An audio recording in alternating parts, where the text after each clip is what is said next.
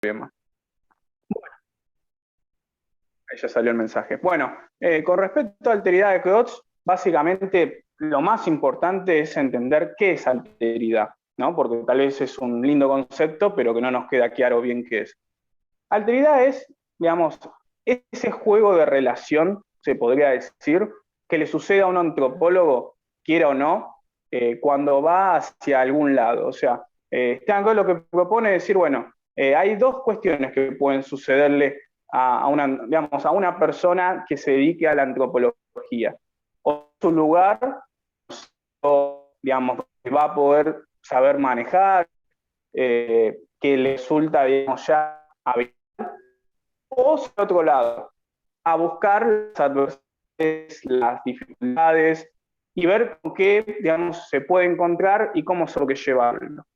Pero ¿cuál es el problema que realmente surge a partir de esto? Y es el concepto de alteridad, que es cuando una persona se encuentra vinculada en un lugar, por decirlo de alguna manera, que le parece extraño, pero extraño en el sentido de que desconoce absolutamente todo. Y digamos, ese extrañamiento le va a ser llamativo al principio al antropólogo, porque va a ser una experiencia totalmente nueva, va a ser una experiencia en un principio muy rica, siempre y cuando lo pueda sobrellevar.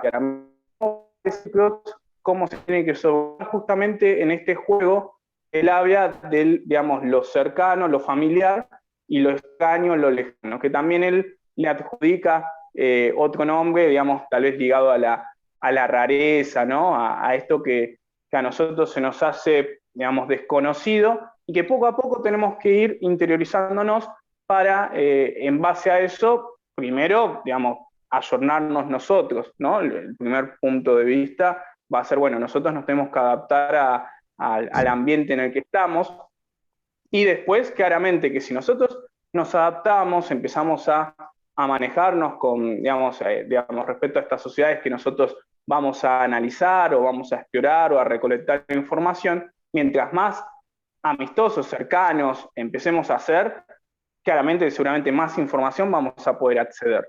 En base a eso, la pregunta que me había hecho una compañera que estaba en el grupo me decía, bueno, pero, o sea, que digamos, estaba ligado a tres relatos. Y hay un relato, que no sé si lo vieron, me parece que no, en donde, pero que seguramente si no lo vieron ahora, lo van a ver más adelante de la cátedra. Son tres relatos, uno había, bueno, sobre la experiencia que tiene sobre un rey, el otro texto no me acuerdo bien a qué se refería, pero el último era sobre un jardinero. Y ese jardinero directamente fue a un lugar por un tipo de flores, o algo por el estilo, ligado digamos, a esa cuestión de la botánica. Y en base a eso, claro, como se sentía tan extraño en el lugar, ahuyentaba a las personas que estaban ahí, ponía resistencia, es más, llega a poner pinchos alrededor de su casa, porque digamos, a la gente le llamaba la atención qué estaba haciendo y quería saber de curiosidad. Y hizo todo lo posible para ahuyentarlo. Cuando después fueron pasando los días y él quería saber qué onda, qué era la tribu o la sociedad en la que él estaba rodeado, que él había ido a buscar las plantas, la gente se escapaba, le cerraba la puerta en la cara, no quería saber nada. Y claro, ¿cómo vas a querer decirle algo si los trató mal desde un principio? Y hasta los atacaba, creo que el relato decía que tiraba piedras o cosas por el estilo. No es un antropólogo, claramente, estamos hablando de un jardinero, ahí está la diferencia. En donde Esteban Klotz habla de tener una serie de pautas a la hora de después poder acercarnos, ¿no? A justamente estas sociedades, que después es la misma, casi, o no sé si la misma, pero no, son métodos que van a utilizar tanto Boas como Malinowski para poder explorar y adentrarnos en estas sociedades. Claro, bueno, acá está el concepto que usa Esteban Klotz sobre esto de lo familiar, lo extraño. Él va a decir que es una tensión inquietante. Es decir, es una tensión que está en constante, desde que uno llega hasta que se va, esa tensión va a soler estar. Es muy difícil que no se presente en este juego bueno, de lo familiar. Él se refiere a, bueno, nosotros estamos pensando en nuestro lugar habitual. Y claramente vamos a encontrar no unas diferencias, múltiples, millones tal vez. Entonces él va a decir, bueno, seguramente que nosotros recordemos un montón de cosas respecto a esa cercanía con la que nosotros vivimos en el día a día. Y por lo cual a nosotros, digamos, no, nos hace llegar eso de me vuelvo ya y demás. Pero por el otro lado está la curiosidad de lo extraño, está estas ganas de seguir explorando y de seguir averiguando que, digamos, cómo se manejan, en tanto podemos hablar de rituales, podemos hablar de las distintas religiones, podemos hablar de ciertos manejos de la vida cotidiana que a nosotros se nos extrañan, objetos, su idioma, o sea, hay múltiples cosas, su forma de vestir, y en esto también está inculcado en los relatos bueno, que yo cuando la cursé era como que medio venía todo eso en un combo, pero ahora me parece que lo separan y creo que no sé, creo que lo ven en la segunda parte de la materia. Pero bueno, más que nada la cuestión de alteridad va a ser este juego de lo que se genera de la atención inquietante, y vamos a mencionar otras dos cosas más en base a esto, perdón que estoy tal vez medio viendo un poco. Vamos a ver que la alteridad para Esteban Klotz no se va a dar si no existe el etnocentrismo o una cierta diferenciación. ¿Qué es el etnocentrismo? Justamente el etnocentrismo es la mirada de uno que tiene y que aborda desde su perspectiva, desde su experiencia. Entonces, ¿por qué para Esteban Klotz va a decir si no existiera que la alteridad, digamos, se da con el etnocentrismo?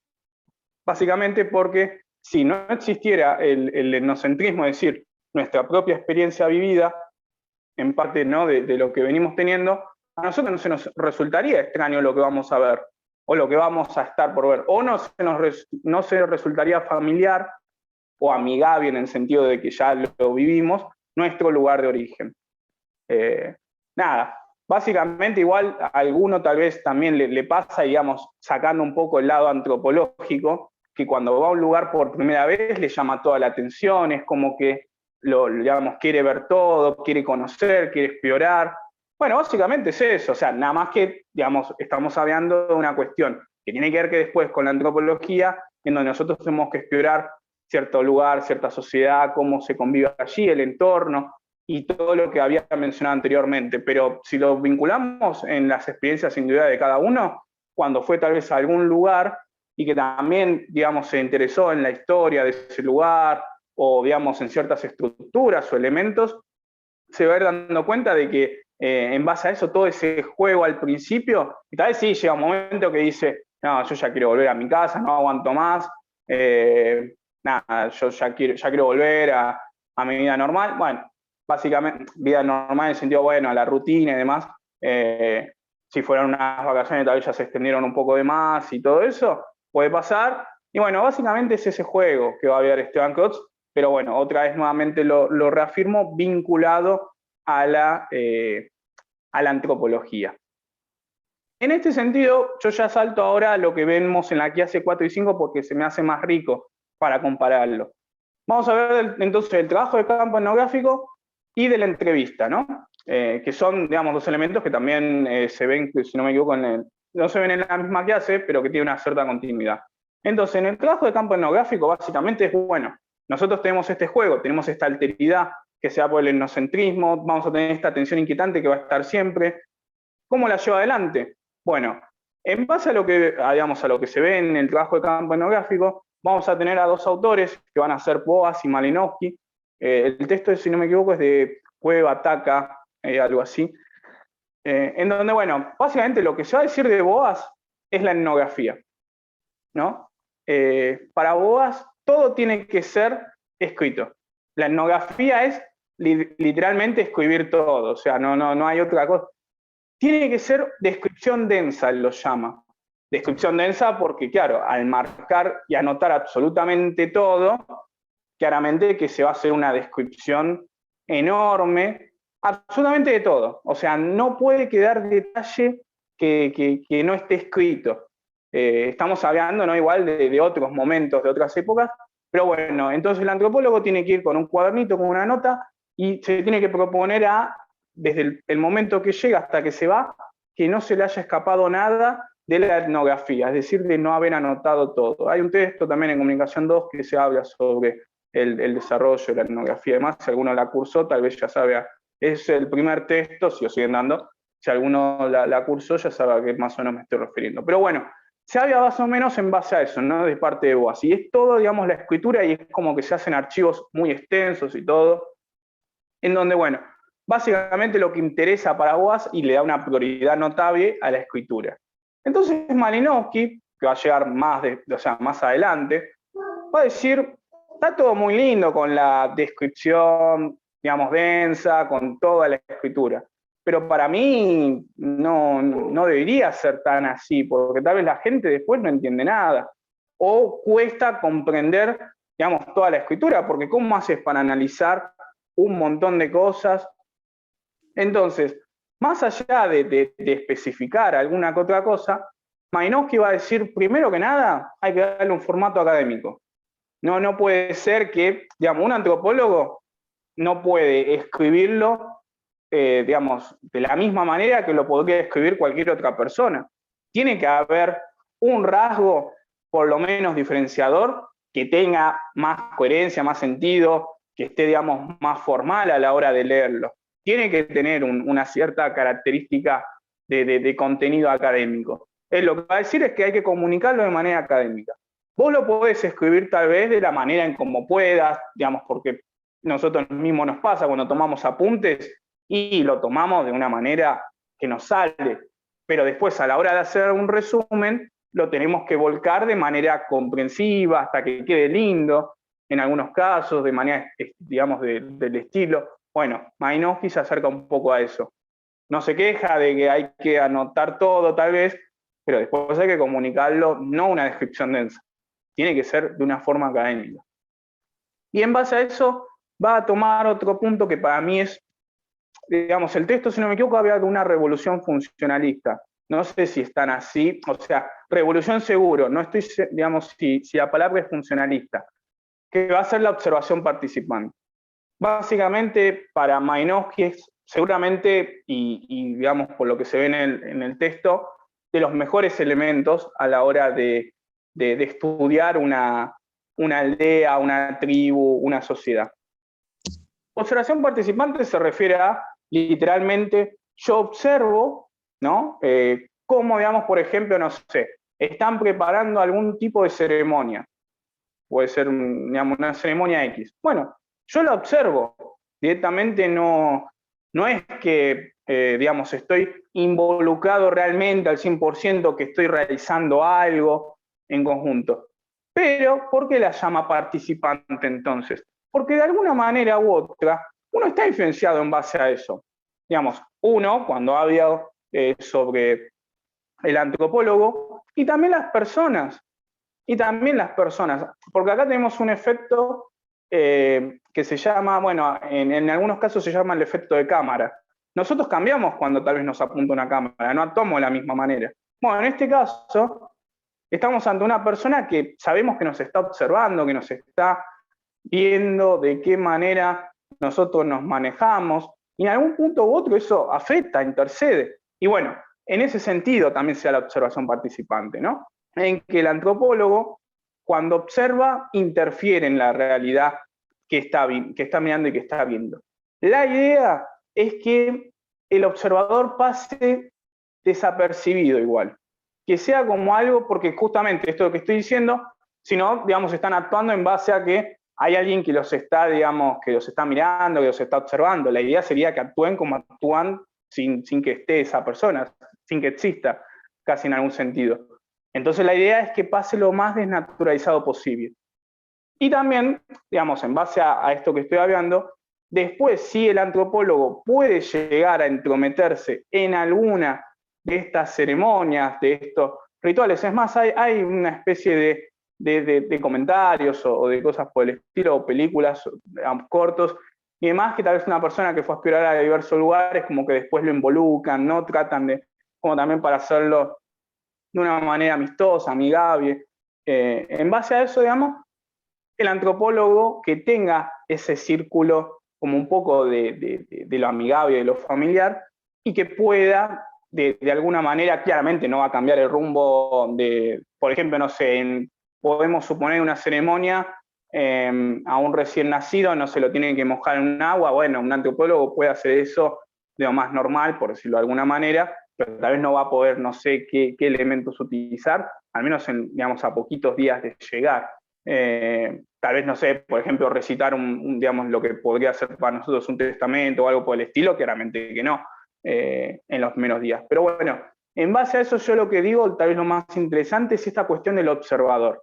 No solamente anotar, sino tratar de ver y distinguir de qué manera se manejan, cómo se van dando las ciertas conductas de las personas, y que también nos demos cuenta, interpretemos que nuestra mirada no interfiere, digamos, de una manera muy fuerte en lo que ellos están haciendo, porque entonces ahí se pierde un poco lo que se llamaría también la objetividad. Esteban Klotz también lo que va a mencionar es que nosotros tenemos que ser muy objetivos a la hora de realizar lo que sería la antropología, y bueno, también estos autores mencionan que uno tiene que estar como ir de cero al lugar, tipo despojarnos de todo lo que nosotros, ir en mente en blanco, algo así lo llaman, ir con la mente en blanco, despojarnos de todo lo que uno tiene cargado en la vida, de todas sus experiencias, de todas sus emociones, y encontrarse, bueno, desde cero, con algo nuevo, novedoso, que no estamos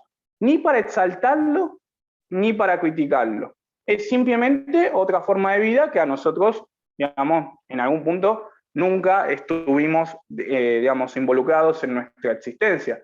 Pero no significa que por eso, digamos, tengamos que exaltarlo a lo más alto, ni tampoco despojarlo o bueno, decir, no, esto la verdad que no me gusta y no, realmente es lo que uno está explorando y está conociendo nuevo. Después, seguramente, tal vez cuando ya haya terminado todo, tendrán digamos, sus criterios de decir, bueno, esto la verdad que más me gustó, esto no, aunque eso tampoco lo tiene que volcar por escrito, porque uno no es quien para decir, digamos, volcar sus experiencias personales, digamos, de manera no objetiva, ¿no? Porque claramente las experiencias las tenés que volcar, pero siempre con una mirada lo más objetiva posible o neutral. Si bien para mí eso mucho no existe, en este caso, digamos, es como una cuestión que va arraigada al profesionalismo más que nada, ¿no? Del antropólogo. Bueno, básicamente no tengo mucho más, si bien después el texto creo que es largo, pero bueno, justamente en algún punto creo que se critica igual esto de esta transparencia, ¿no? En el texto, como que bueno, es difícil también a veces despojarse de ciertas creencias o vivencias que uno puede llegar a tener. Pero bueno, más que nada, digamos, lo más importante es que Boas tiene la etnografía densa y Malinowski le dice, sí, está todo muy lindo con la etnografía densa, pero vamos a hacerlo de una manera más formal, más académica, ¿no? Y nada, tener, bueno, una producción de sentido coherente en base a lo que uno está desarrollando y demás. En de familiar. Sí, bueno, básicamente es eso. Y bueno, en base a la entrevista, verso en el otro, solamente es un texto cortito, que para mí no requiere de mucha complejidad.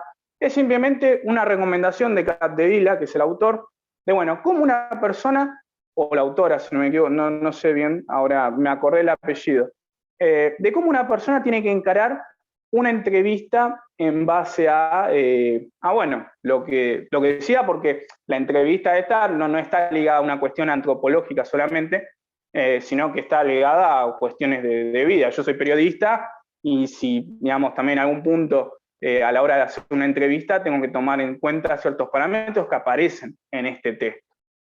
Tal vez alguno se pregunta por qué uno mira estos textos más allá de la relación antropológica, es porque en la cursada de manera presencial hacíamos trabajo de campo y teníamos que ir tal vez a algún barrio, alguna villa o alguna zona carenciada para, digamos, preguntarles cómo hacían para sobrellevar su vida. O sea, imagínense lo que puede llegar a suceder cuando uno va a esos lugares y no toma en cuenta criterios básicos de lo que a esa persona le puede llegar a suceder en ese momento.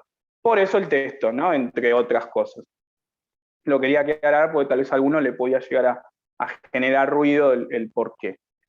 Primero que nada, la idea de la entrevista es despertar curiosidad en la otra persona, o sea, que la entrevista no sea aburrida, que a la otra persona le llame la atención y decir, bueno, si yo estoy acá para contar mi vida, que sea entretenida, que sea, digamos, diversa. Pero en base a eso, bueno, también hay veces que tiene que ver con la cercanía que puede llegar a tener con el entrevistador o no.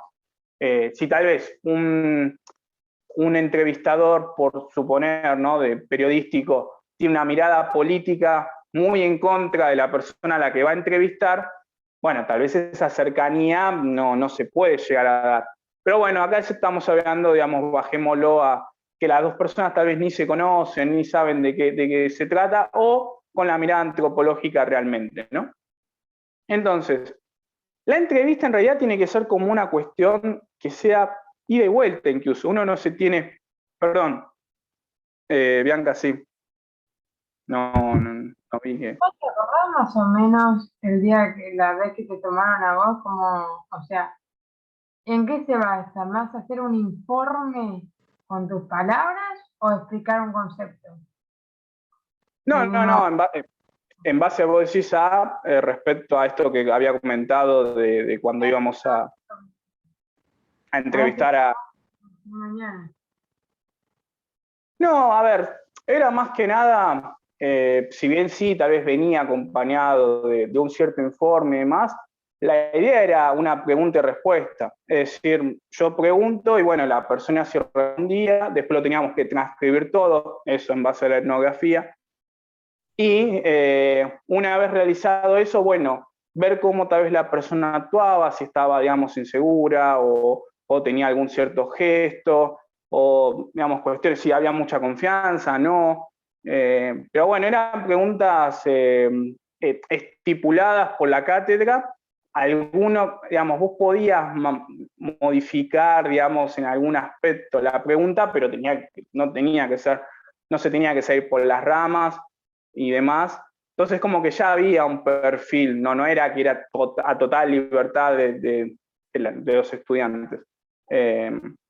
Y en base a eso, sí, después, bueno, poner en el lugar si tal vez la persona te dejaba pasar a su casa y podías hacer la entrevista en su comedor y si veías, digamos, otras cosas. O sea, más allá de la descripción, estaba la descripción textual, lo que uno preguntaba, cómo lo preguntaba y la persona lo que respondía y el cómo, pero más allá de eso también la descripción del lugar, sí, digamos, después de esto que estábamos hablando de la cuestión de la conducta, los gestos y todo en base a eso.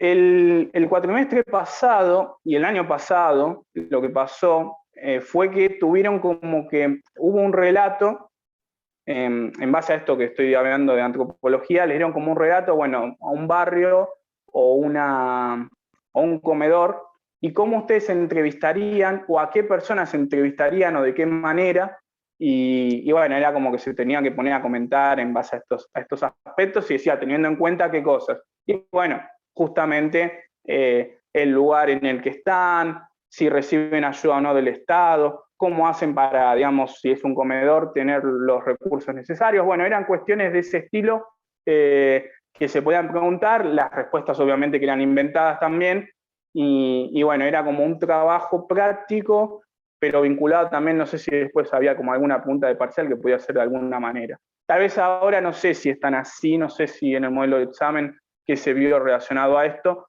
pero bueno, realmente iba como por ese lado.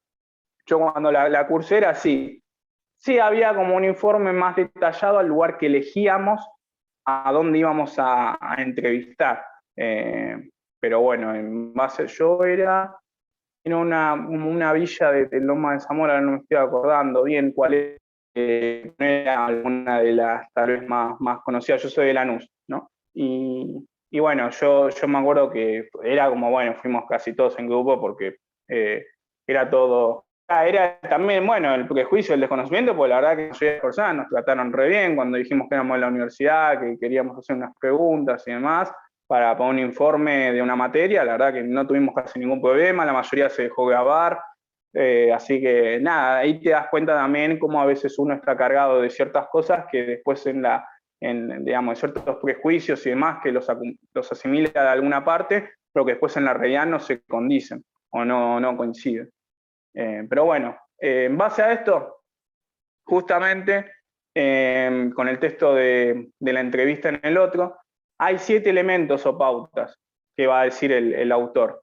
El lugar, el tiempo, las circunstancias, la categoría, reciprocidad, selección y semejanza. Voy a ir por partes porque, digamos, el lugar, bueno, justamente no es lo mismo entrevistar a una persona en un lugar como a nosotros nos hacían ir, ¿no? Que tal vez no tenga conexión a gas, a agua, que tenga calles de tierra, a una persona que tenga todos los recursos y, digamos, elementos mínimos y básicos para poder vivir. Como para dar un ejemplo, ¿no? Si nosotros vamos, volviendo al relato antropológico, si vamos a analizar algún lugar en donde, bueno, no tenemos ningún conocimiento acerca de nada, bueno, también seguramente que el lugar, el entorno va a influir. Si es una selva, si es un lugar alejado tal vez de alguna ciudad, por decirlo así, si es un desierto, porque claramente las necesidades van a ser diferentes, los recursos que manejen van a ser diferentes, las formas, incluso las formas de vida, todo afecta también en base al entorno en el que se está manejando y cómo. Y generalmente la mayoría de las tribus o de estos pueblos o sociedades se manejan mucho, necesitan del entorno para vivir o para sobreexistir. Entonces, seguramente que las preguntas, van a ser muy vinculadas en primer aspecto al lugar. El segundo es el tiempo. Este está vinculado a, bueno, ¿cuánto tiempo uno tiene para poder realizar la entrevista? No es lo mismo tener 30 minutos que una hora, si tiene más tiempo mejor. Claramente que si hablamos de un antropólogo, y bueno, se va a tener que tomar, claramente el tiempo es algo que también, digamos, igual en algún aspecto no es lo mismo una semana, que en donde uno puede tal vez entrevistar a varias personas, que tener 3 o 4 días, donde tal vez tiene que ser más focalizado, más exclusiva la información que vaya a recolectar. Bueno, en base a todo eso el tiempo también juega un papel importante y en base a esto también, bueno, si yo tengo un tiempo más, digamos, por decirlo algo, más achicado, o que a mí, digamos, no me convence como para poder tocar todo, me voy a tener que focalizar en ciertos temas o elementos que a mí me interesen muchos más que otros. Y tal vez ahí está el problema, porque tal vez los elementos que a mí me interesen, tal vez al entrevistado no tanto. Pero bueno, perdón que tengo la conexión media ahí con el celular, ahí la acomodo. A ver si puedo. Pero bueno, mientras seguimos, bueno, las circunstancias, lo mismo. Esta está muy vinculada al entorno. Supongamos que nosotros estamos entrevistando a una tribu que está en el Amazonas. No es lo mismo haberla entrevistado hace 10 años que ahora, porque ahora prácticamente se está agotando toda el agua por una deforestación masiva que hay, por poner un ejemplo. Entonces, ahí claramente las condiciones de vida cambian y son, digamos, más importantes en base a eso.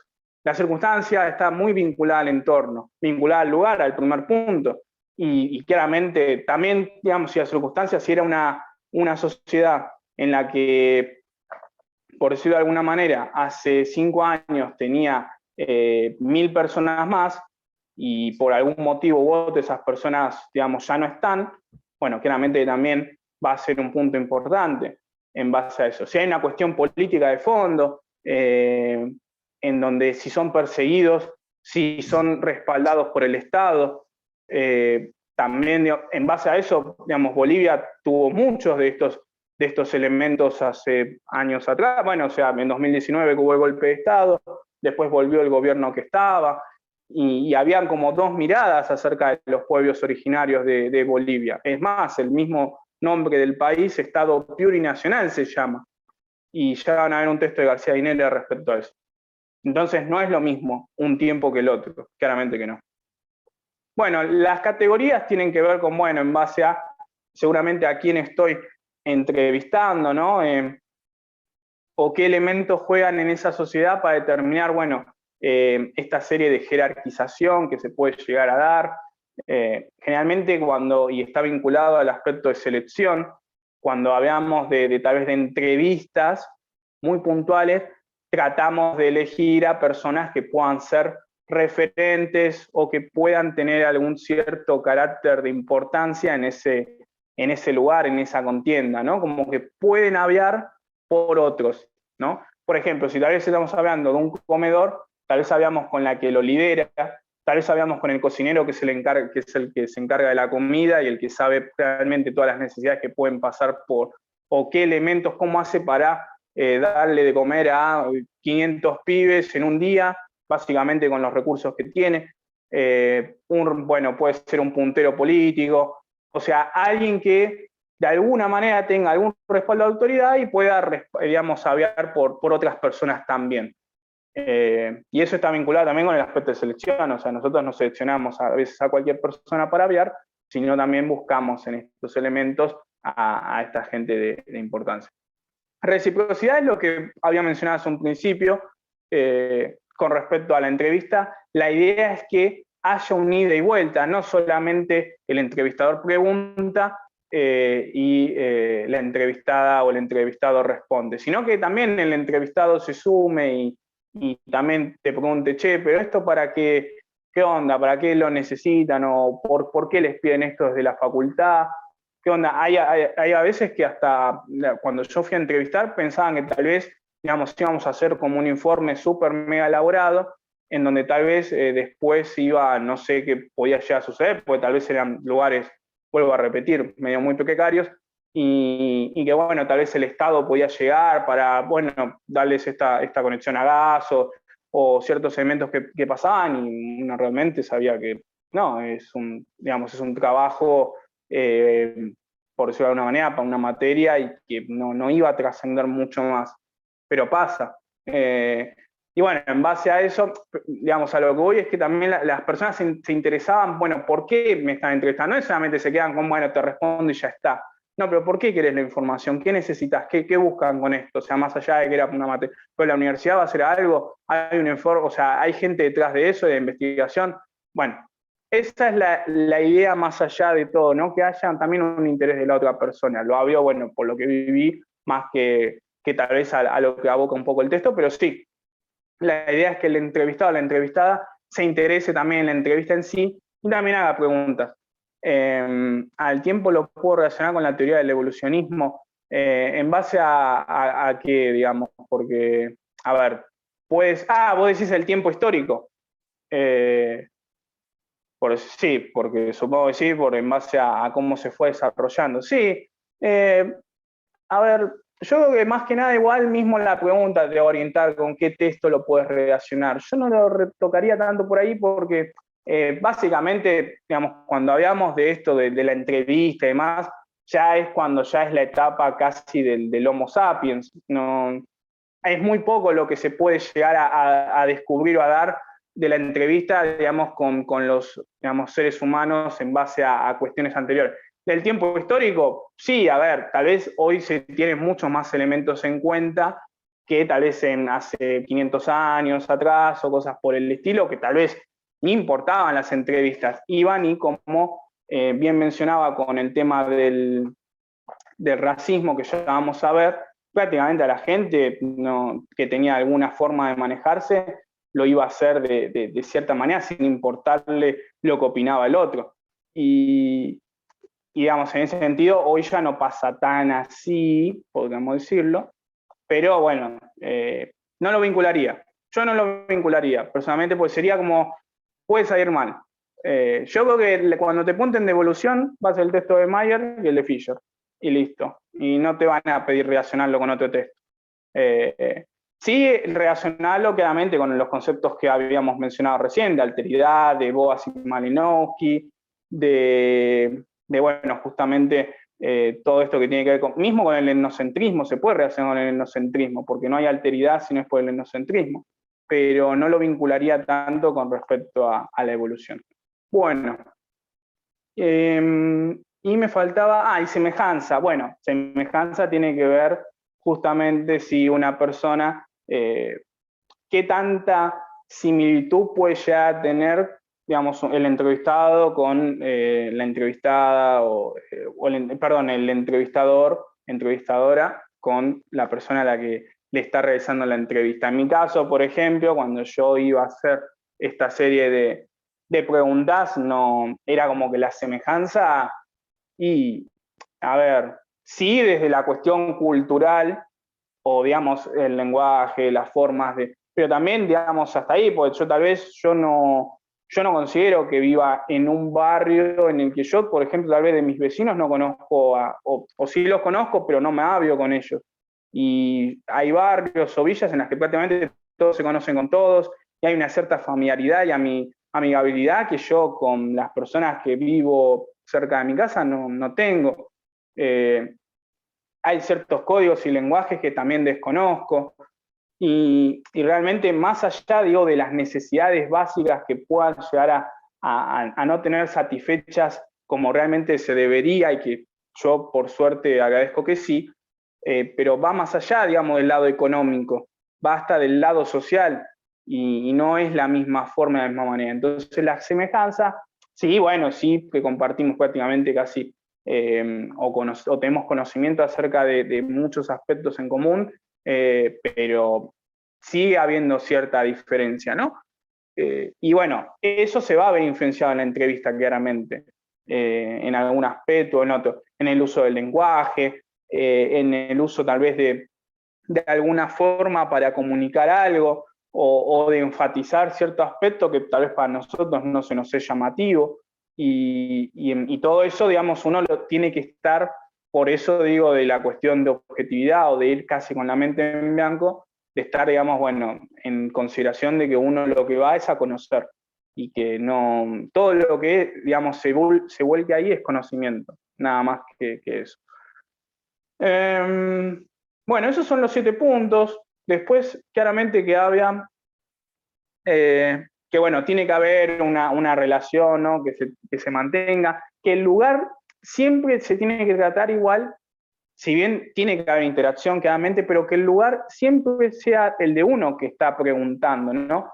Te puede preguntar algo la otra persona, y sí, sería lo mejor también, porque eso habla de un cierto interés, pero que tampoco sea que se vuelque, digamos, que se vuelquen los roles, que yo pase a ser el entrevistado y la otra persona la entrevistadora o el entrevistador. No, los roles se tienen que seguir manteniendo y cumpliendo. Puede haber una, dos, tres preguntas, por decirlo de algún modo, en el medio, pero siempre, digamos, es como que siempre la pelota la tiene que tener uno, y después la otra persona está para lo que es para responder. O sea, los roles no se tienen que llegar a volcar en un giro de 180 grados.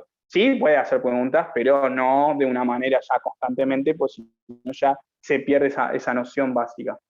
Y bueno, básicamente, después sí lo que tal vez interesa en un aspecto es que, bueno, no, que tal vez las respuestas, si vemos que se va por las ramas y demás, bueno, o cortarlo de una manera amigable, o, bueno, tratar de que vuelva, ¿no? Otra vez a lo que digamos, si nosotros le preguntamos sobre algún aspecto en particular, está bueno que desarrolle, pero no que también lo tire por las ramas.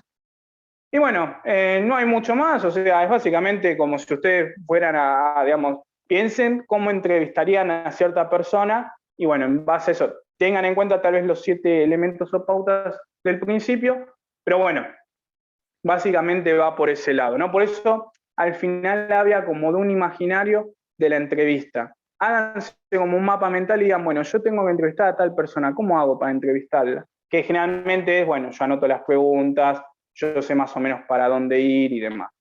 Pero bueno, sí, eso del imaginario está bueno. Nada, yo igual continúo, claramente que, bueno, si tienen alguna pregunta, pues hay veces que voy muy rápido. Igual antes de terminar la clase yo voy a parar para si alguien tiene alguna duda o algo, la puede hacer. Pero bueno, no tengan miedo en interrumpirme, ya sea escribiendo en el chat, voy a tratar de estar atento a eso. Ahora, bueno, como justo quedaron, voy a ver si, justamente porque tenía mensajes pendientes y quería ver qué onda, pero no, eran todos los que ya había visto. También escriban y yo voy a ir parando, no hay ningún problema.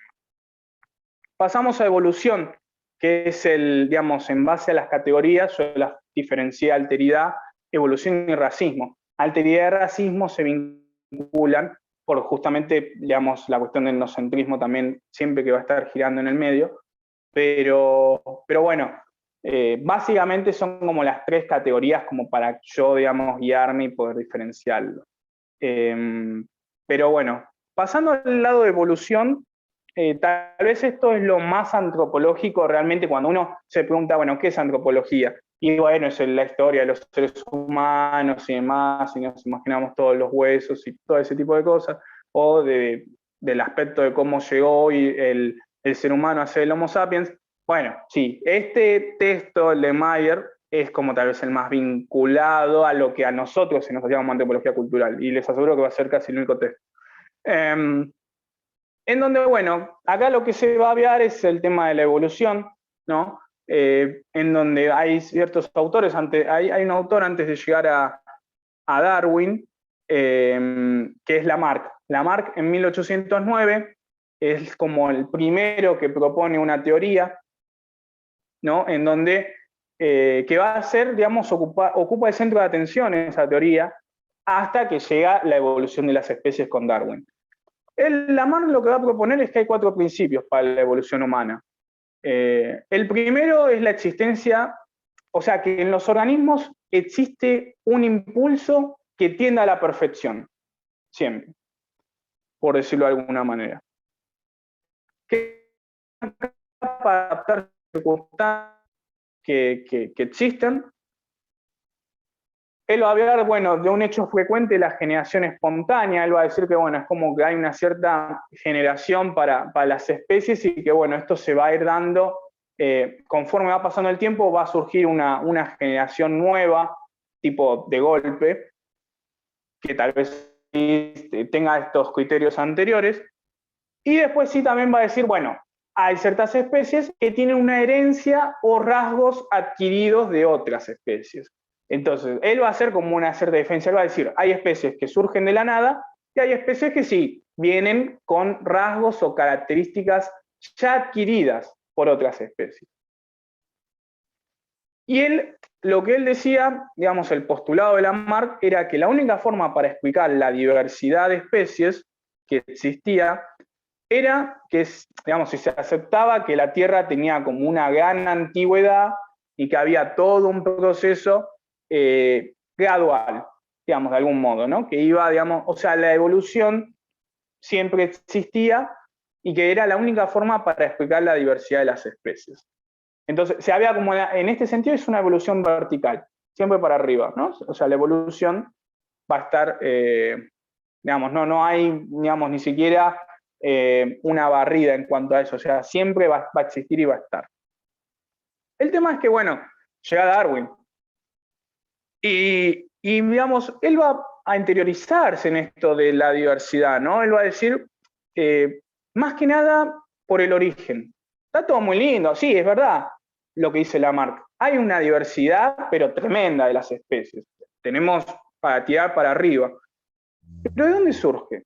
Porque no me convence esto de la espontaneidad, digamos, mucho, o en algún aspecto esto del proceso, o sea, que siempre... Entonces, él va a decir, bueno, claramente que él va a interiorizarse, va a ver que hay una gran diversificación en una dimensión geográfica de algunos aspectos, pero él entonces va a tratar de tener como una idea de transmutación, se va a llamar. Idea de transmutación o evolución de las especies, básicamente. En 1938 primero sale para él lo que es la selección natural, si no me equivoco que es un libro o una obra de él, y en 1859 el origen de las especies, que es lo que vamos a ver ahora. 4 principios va a tener Darwin, igual que Lamarck, ¿no? El mundo no es estático, sino que evoluciona. En este sentido, y bueno, es como que hay una cierta coincidencia, ¿no? Con Lamarck. No hay, digamos, momento en el que el mundo no esté en constante cambio o evolución. Así que en ese sentido, sí está, digamos, ligado a la idea que había propuesto Lamarck. Sin embargo, Lamarck, cuando había de esta evolución, al haber de una evolución vertical, podemos también entender como que la evolución se da de asaltos, o sea, de una manera muy fuerte. Entonces, Darwin va a decir, hay evolución constante, o sea, hay evolución siempre, pero es gradual. O sea, es gradual y continua. No hay saltos. No es que hay una evolución, digamos, hoy estamos acá y mañana vamos a estar acá. para estar acá, digamos, no podemos estar, tiene que haber como un proceso, como que tomémoslo, si para Lamarck es una evolución vertical, para Darwin va a ser como una curva ascendente, ¿no? Porque siempre hay evolución, pero en base como, bueno, más lenta, siempre continua. Eso sí, nunca estática, nunca se frena la evolución de las especies, pero no va a saltos, no pasa de un momento para el otro rápidamente, sino que hay un constante, digamos, cambio gradual, poco a poco, para llegar hasta eso. Después el otro punto es la comunidad de descendencia, en donde acaba de decir que las especies o los organismos semejantes descienden de un antepasado en común que es el único origen de la vida. Y esto sí acá rompe con todo lo que había propuesto Lamarck en su obra de 1809. Para Darwin, una especie tiene un origen en la vida. En nuestro caso, el del ser humano, son los monos. Nosotros derivamos de los primates, que, digamos, poco a poco... Hay un capítulo de Los Simpsons, para el que lo vio, que en realidad, bueno, digamos, cuando son los inicios, si alguno lo vio y lo conoce, es buen ejemplo, que bueno, es como que empieza siendo un pececito, ¿no? Y después se va creciendo, va evolucionando, y termina siendo Homero, que llega a su casa. Bueno, y todo para llegar a ese paso de que, bueno, sale primero del pez del agua, se transforma, no sé si en una tortuga o qué, y bueno, después como que llega al mono y bueno, después ya se transforma en un ser humano, ¿no? Con todo lo que, porque el ser humano no llega a ser Homo sapiens tampoco de golpe, tiene también su evolución. Pero bueno, volviendo, todos tenemos un origen único y específico en la vida. No es que hay algo que surge de la nada, no, todo tiene que tener algo en donde lo surja. Y en base a esto, por eso digo, bueno, es el cambio drástico con Lamarck. Y para explicar esto de la evolución de las especies, va a hablar de la selección natural. La selección natural constituye, bueno, la clave para interpretar el amplio esquema de la diversidad y el cambio evolutivo que se da por medio de la selección. La selección natural tiene dos fases, o dos principios, como lo quieran llamar. Una es la producción de variabilidad, es decir, se producen especies de una manera ilimitada, podemos decir, infinita en cuanto a su variabilidad. Puede haber una especie con un montón de colores, que tengan, digamos, diversas formas para estar en la vida, o que tengan que alimentarse algunas de una manera, otros de otra. Hay una diversidad total. Digo, pensemos en, por ejemplo, las flores o mismo en la vegetación de algún lugar, y tenemos un montón de cosas que se nos escapan a nosotros, que si no somos expertos en esa área, digamos, es muy difícil identificar una por una. Y así con todo lo que podamos llegar a pensar. Pero tal vez la más importante para mí, en base a esto, de la producción de variabilidad, es el tema de la selección de la supervivencia en la lucha por la existencia. Es decir, sobrevive el más apto. Y esto para mí es el elemento crucial de Darwin, y que vamos a ver con el texto de Fisher. No hay, digamos, si una especie deja de existir, es porque ya no se pudo adaptar al mundo. Y Darwin no lo va a ver como algo malo, porque ya, digamos, tampoco tenía algo para ofrecerle a la humanidad o a esto que nosotros sabíamos de los psiquios, o de los esquemas a veces o sea, todo está armado en base a una conformidad, una estabilidad, digamos, por decirlo de alguna manera, que digamos, si eso desaparece, claramente que, bueno, entonces se rompe todo ese esquema. A ver, para ponerle un ejemplo más simple, hay veces que sucede igual también acá, pero yo sé el que, alguno tal vez lo conoce, a Damián Cook, que es el que crea historias innecesarias en YouTube, y hay un video que crea sobre una matanza de lo que vendría a ser, voy a decir, es como un, no sé, no es un carpincho o algo por el estilo, pero bueno, es como que en un momento el presidente, que era en ese momento Mao, dice, este animal come o nos cuesta alimentar a 60.000 niños. O sea, lo que come ese animal, con eso nosotros podríamos alimentar a 60.000 niños que hoy no tienen la comida. Entonces hubo toda una campaña para que la gente salga y capture estos animales, los mate, los aniquile y demás. Claro, la población se vino a pique de ese animal. Pero ¿qué pasaba?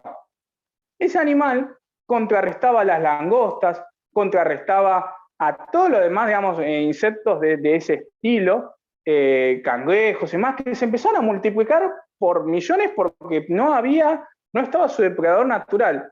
No me sale quién es el nombre del animal. ¿Qué pasó? China tuvo 30 años de hambruna, en donde pasaron a morir como, no sé si, digamos, o bueno, no sé cuántos años de hambruna eran, corrijo, 30 millones de personas murieron de hambre y digamos, en China tuvo que importar las comidas porque, claro, se comían todas las plantaciones, las langostas. Entonces, fue todo un desastre. Y poco a poco, cuando, digamos, Mao nunca admitió el error, claramente, dijo como que eso en un momento, en 1960, dice eso ya pasó, ya está. Y bueno, tuvieron que importar a ese animal para volver a restablecer el sistema. Así, conforme pasaron los años, eso volvió a la normalidad. Entonces, todo tiene un sentido en la vida. Perdón el ejemplo si tal vez no venía al caso, pero es para explicar que si una especie deja de existir, es porque ya no afecta al ecosistema natural de la vida. Es porque esa especie ya, digamos, no influye en algún aspecto del otro, sino de alguna manera se tendería a que esa especie por sí misma tenga que sobrevivir, tenga un sentido. Y por eso Darwin dice, bueno, si una especie ya deja de existir, ya no hay problema en base a eso. Yo también utilizo siempre un mismo elemento, un mismo ejemplo. Si un pececito necesita, digamos, alimentarse de una cierta, por decirlo, vegetación o algo, digamos, otro tipo de especie que cada vez después por algún punto necesita más profundidad en el agua, pero ya no puede alcanzar esa profundidad, o sea, ya no puede sumergerse más profundo de lo que de lo que la misma especie podría resistir, va a llegar a un punto que todos se van a morir y digamos, no va a haber forma de esa reproducción. Y realmente yo creo que si uno se pone a analizar, deben ser muchas las especies que les pasa algo por el estilo y que ya y que desaparecen y no nos damos cuenta, más allá de los que a nosotros nos llaman la atención.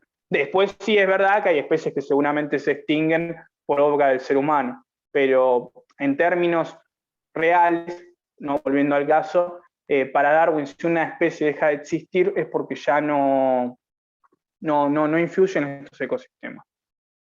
Y acá entra el contrato sexual de Fisher. Antes que nada, el contrato sexual de Fisher también para mí es un texto, además de interesante, muy fácil de comprender, de leerlo y de entender, pero en realidad la autora lo que trata de hacer es una interpretación individual de cómo nosotros pudimos llegar a ser lo que somos hoy. O sea, el texto es un relato, no es verdad, es un relato ficticio. Puede que sea verdad, como no, realmente, porque no se sabe bien cómo llegamos a ser lo que somos hoy. Y eso es lo que juega Fisher con este texto. Bueno, tuvimos evolución, claramente, pero ¿cómo llegamos a ser hoy? Claramente no hubo un salto, no hubo nada. Y bueno, en base a eso, es más, el texto arranca diciendo, bueno, hay numerosas razones en las que, digamos, nosotros podemos llegar a ser lo que somos hoy. Pero bueno, va a haber como un hilo conductor principal en el texto. Primero va a hablar, nombra a los protoímidos. Los protoímidos era una especie tipo de monos que ya tenían como una cierta avanzada caracterización tal vez más semejante digamos, a la última etapa que se transforma el primate antes de ser el ser humano. Estaban entonces los machos protoímidos y las hembras protoímidas. Entonces, lo que va a decir es que solamente se solían reproducir o demás, digamos, las hembras cuando estaban en un periodo de celo. Es decir, tenían como periodos, por eso el contrato sexual, igual después se va a extender el porqué del nombre. Había solo un momento en donde la hembra podía tener, por decirlo de alguna manera, relaciones para reproducir.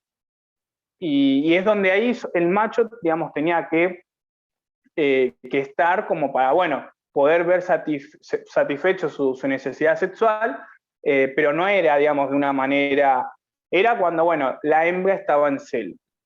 Entonces, que se llama periodo de estro en el texto. Entonces, ¿qué pasaba? Bueno, cuando las hembras se ponían activas sexualmente, los machos la cortejaban, ¿no? Le llevaban, digamos, comida de ciertos lugares o, digamos, animales que cazaban, se los llevaban también. La rodeaban, vivían, digamos, las hembras dormían con custodia en esos momentos. Porque claro, bueno, al macho lo que le interesaba era concretar el acto sexual. Entonces la hembra, durante los periodos de celo, se sentía contenida en un aspecto que, digamos, si lo tenemos que asemejar a la humanidad, estaba contenida desde la protección ante otros animales que podían, digamos, llegarle a hacer daño, no estaba desprotegida, y también estaba cortejada desde un lado como económico, de la comida nunca le iba a faltar. Entonces, bueno, el problema era que cuando se concretaba el acto sexual y más o menos tal vez la hembra después tenía las crías, esto se terminaba, o sea, ya el macho ya no, en medio como que no le interesaba seguir cortejando a la hembra, porque claramente ya había concluido el acto. A todo esto no estoy hablando de solamente un macho, tal vez habían varios. Entonces a más machos, más comida, más protección. Entonces, bueno, esto es lo que se empieza, ¿no?, a dar en un principio, ¿no? El problema es que cuando, digamos, pasa una cierta etapa, ¿no? Esto dura 10 días, más o menos, dice el texto, ¿no? Este periodo en celo que tiene la hembra. Durante esos 10 días el alimento y la protección no le iba a faltar. El problema era después. Aparece, digamos, en este sentido del juego esto, una hembra prototímida que puede durar más del periodo de celo, más de 10 días. Claro, ¿cuál es el problema de esto? Una hembra dura estando en celo y que, digamos, está, digamos, para satisfacer la necesidad sexual de los machos prototímidos, va a tener más tiempo en donde va a estar con alimento, con protección, y por ende va a tener más posibilidades de sobrevivir. Mientras la hembra prototímida, que tenía un periodo, digamos, más corto, quedaba de vida ya en base a esta nueva especie o a este nuevo elemento que había tenido la hembra prototímida, que duraba mucho más, por lo cual va a quedar, si habíamos de que ya no le va a recibir alimento o que ya no va a estar desprotegida, cada vez tiene que salir más de la zona de confort para buscar el alimento.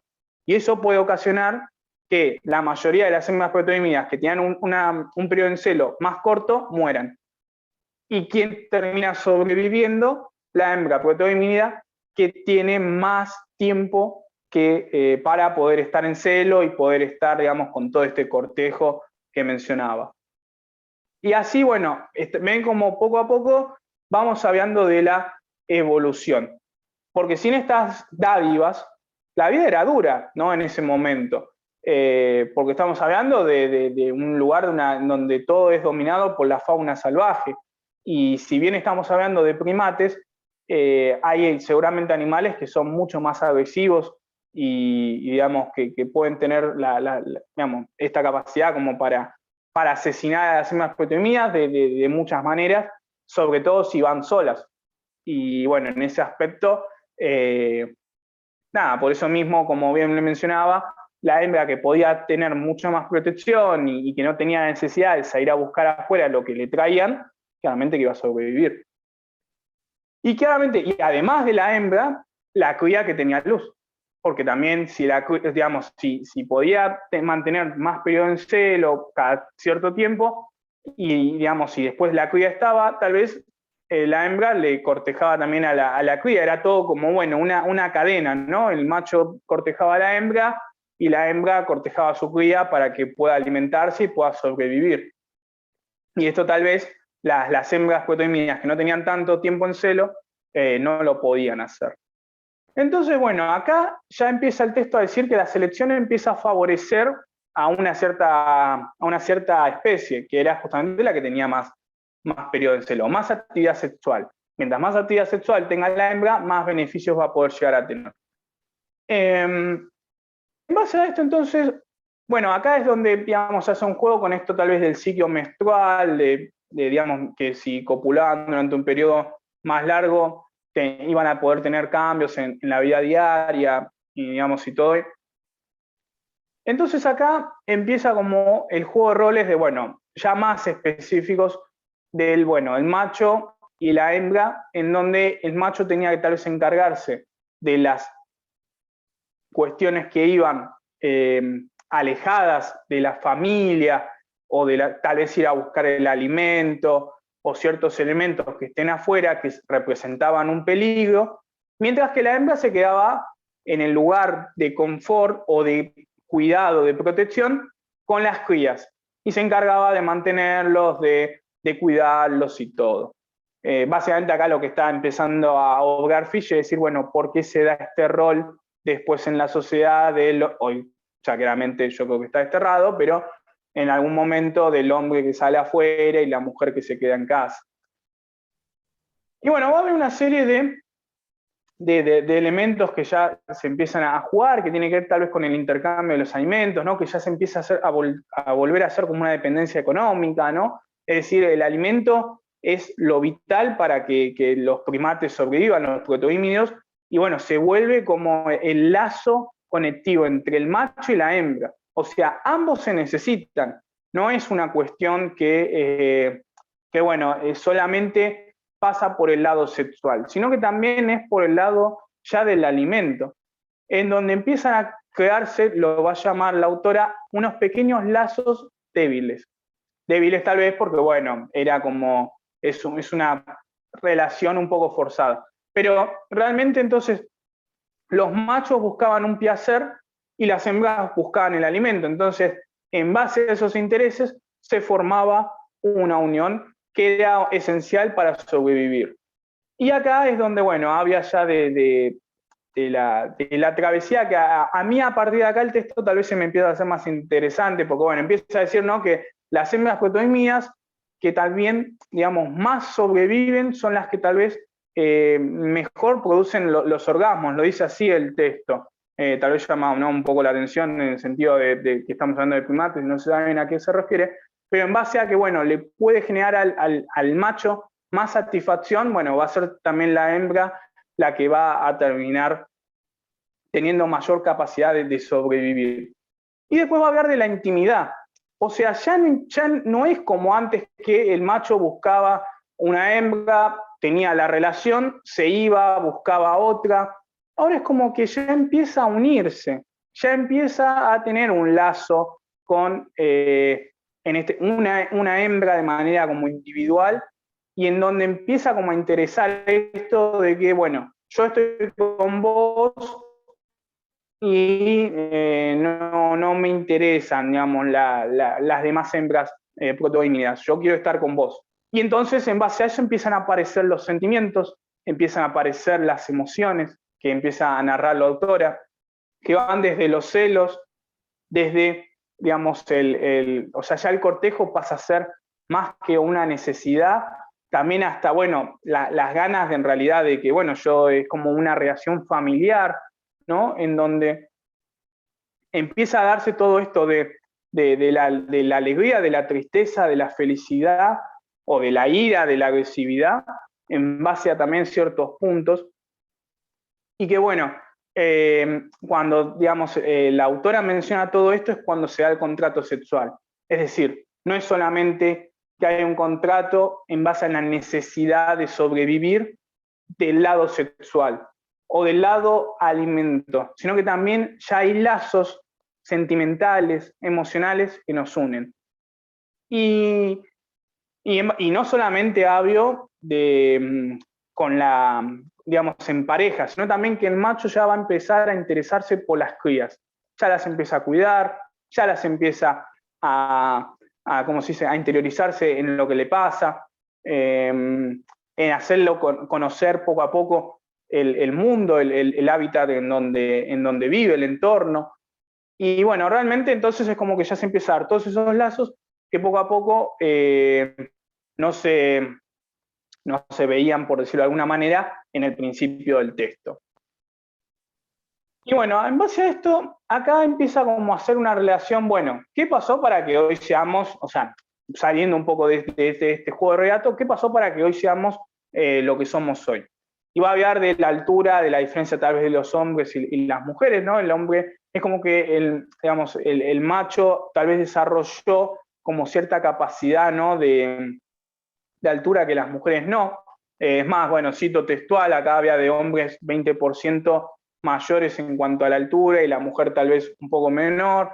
Había de que las mujeres tal vez por esto de que había en un principio como el macho tenía que salir a buscar el alimento y enfrentarse con la fauna salvaje, bueno, se asocia a la mujer como el sexo pequeño y débil, porque solamente se queda como en la zona de confort, a cuidar la cría. Todo esto está, digamos, hablado en el texto. Habla de la pupila del ojo, ¿no?, que también a través de la pupila uno puede representar múltiples sentimientos, emociones que le van pasando dentro de una etapa. Y empieza a hablar, ¿no?, de la ausencia del vello corporal. Es como que el vello corporal que uno tiene parece ser como, no es, por decirlo de alguna manera, azaroso, ¿no? Sino que digamos, esto que hablo de la ausencia de pelo, digo, no es azaroso que nosotros justo acá tengamos pelo, no, es como que, bueno, hubo toda una evolución para que realmente lo tengamos acá, o que, bueno, en el caso tal vez los hombres tengan barba, digamos, sigan manteniendo barba, o algunos pelos en el pecho, en las piernas, es como que, digamos, el texto habla de atracción, como que, bueno, tiene como un papel, digamos, el vello corporal en el hombre que tiende a ser atractivo. Por decirlo algo. O sea, no es azaroso que la ausencia de pelo esté en otros lugares que no sean eso. Y después, ¿qué más? Justamente, bueno, lo conservamos, parece estar bien planeado, dice, ¿no? Va a hablar de la tremenda variedad de los rostros humanos, es decir, casi que no, o sea, podemos llegar a ver, che, pensé que eras vos cuando te vi por la calle, más, pero bueno, no hay una persona que sea exactamente igual a uno. Y bueno, que las reacciones duren, va a decir, ¿no?, que las reacciones sean recíprocas en base a esto, ¿no? O sea, ¿por qué se da la monogamia? Porque tal vez en algún aspecto, bueno, y es todo este relato que yo acabo de decir. Tal vez, digamos, la autora concluye que para que exista la monogamia o el interés de que dos personas estén juntos para toda la vida, bueno, hace con el juego de este que yo acabo de decir en algún punto. No solamente va a haber una dependencia sexual y económica que puede llegar a haber en algunos casos, pero también tiene que haber una dependencia sentimental y afectiva, ¿no?, que despierte emociones. Y en cuanto a esto, bueno, acá había del tema de la responsabilidad, que era lo que esto hablaba de la cría, ¿no?, que el macho ya se preocupaba mucho más, y que se empezaron a poder asumir responsabilidades de familia, y en ese sentido hay una revolución importante. A partir de acá el texto tal vez más lo que me interesa es cuando habla del altruismo. Altruismo es la capacidad de una persona para sobrevivir sin importarle tal vez, cuando hablan de una persona altruista, por ejemplo, casi que ligado al egoísmo. Entonces va a decir la autora, seguramente como así habíamos de celos, hay sentimientos, no todo es lindo, no todo es color de rosa, porque el ser humano es malo, es egoísta, es ambicioso, digamos, bueno, celoso, ya digamos, la lógica ya se sabe. Pero bueno, entonces lo que va a decir la autora Fisher es que supone que en algún punto de estos protohímidos también se formó esta cuestión de decir, bueno, a mí no me interesa tanto digamos, por ejemplo, supongamos que dos primates, dos machos protohímidos salieron a buscar alimento y tienen algún tipo de peligro. Y tal vez el que es el macho altruista sale corriendo, pues se ve que ya se va a morir y vuelve. Y tal vez el que no deja la vida. Entonces va a decir, con el tiempo van a tener mayores posibilidades de sobrevivir los machos potímidos que son egoístas, que son altruistas, que piensan en sí mismos para salvarse su vida, y tal vez las personas que son más compañeras, más, digamos, que piensan en el otro, son las que tienen mayores posibilidades de morir. La lectura es interesante, la analogía que hace ahí Fisher, para mí, a mí me encanta. Es como decir, el que sobrevive es el hijo de puta, no va a sobrevivir la persona bondadosa. Pero bueno, realmente es como decir, bueno, ¿por qué existe también lo malo? Y bueno, en ese contexto Fisher lo que dice es que, bueno, para que hayan seres humanos malos, es porque en algún punto de la existencia de la evolución hubo algo que sucedió en donde aparecieron estos aspectos en algún aspecto, digamos, de la especie, que surgió, hizo que hoy seamos todo lo que seamos y contengamos todo lo que contengamos.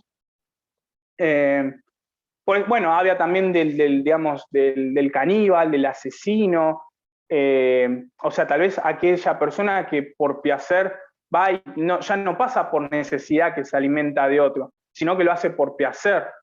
Y bueno, entonces, que ahí, bueno, menciona como una referencia a la tribu azteca, que por ejemplo, bueno, eran como que, digamos, tenían como un cierto ritual a la hora de asesinar personas o algo por el estilo.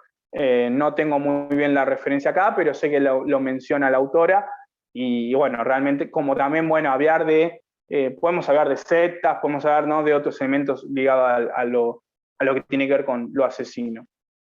Pero bueno, básicamente es más o menos eso. No creo que haya mucho más. O sea, la idea del texto está apuntada a eso, cómo llegamos a ser hoy.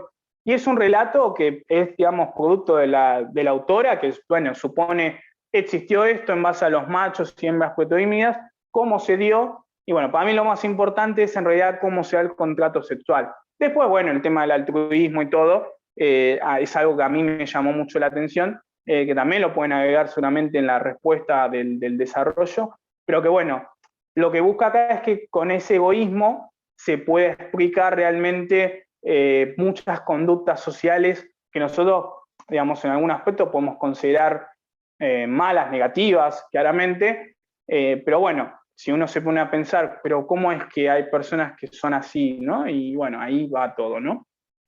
Lo que habla del altruismo recíproco.